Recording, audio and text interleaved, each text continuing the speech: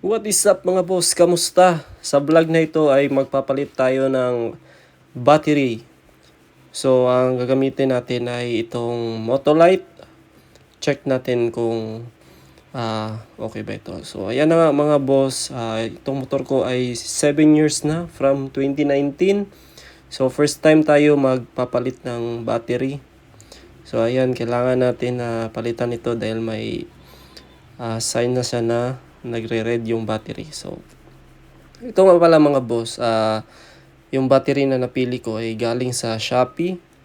So kung gusto nyong gayahin yung battery na to, click nyo lang yung link na nasa baba. So yan mismo yung link kung saan ko ito nabili. At yan din mismo yung eksaktong shop na pinagbilhan ko. So ang video na to mga boss ay isa lamang unboxing and kung paano ako magpalit ng battery sa motor. So madali lang to.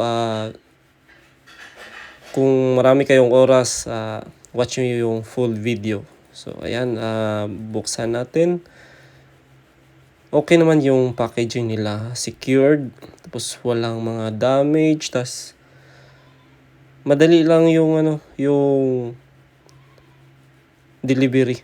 So I think nag-antay lang ako ng 5 araw dahil dito ako sa Mindanao, Cagayan de Oro City. So ayan siya, Motolite. Check natin ito. Meron siyang mga screw na kasama. So magagamit natin yan mamaya. Tapos check natin yung mismong product.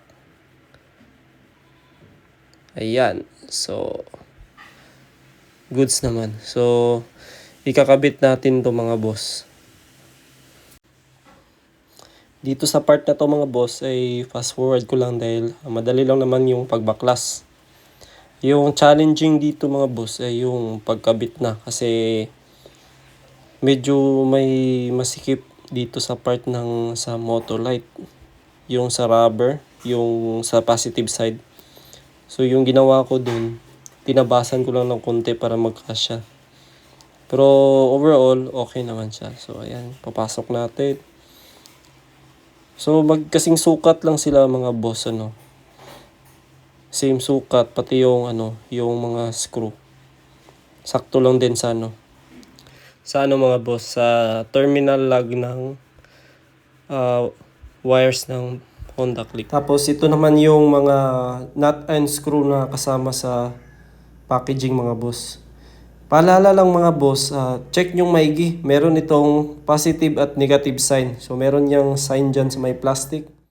Double check yung maigi mga boss. Pagbalik nyo nung battery mga boss, check nyo lang yung sa gilid. Baka may maiipit na mga wire.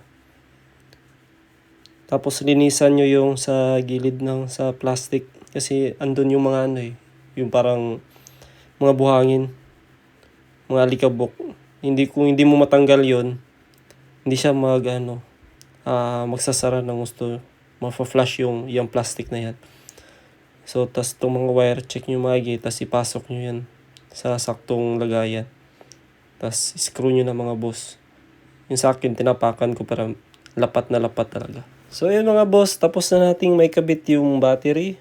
Moment of truth. Testing natin. So, ayan. Wala na siyang indicator na low-bat yung battery.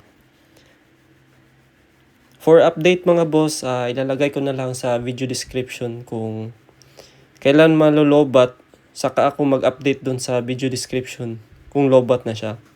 So kung wala akong nilagay doon, meaning okay pa yung battery. Ayos.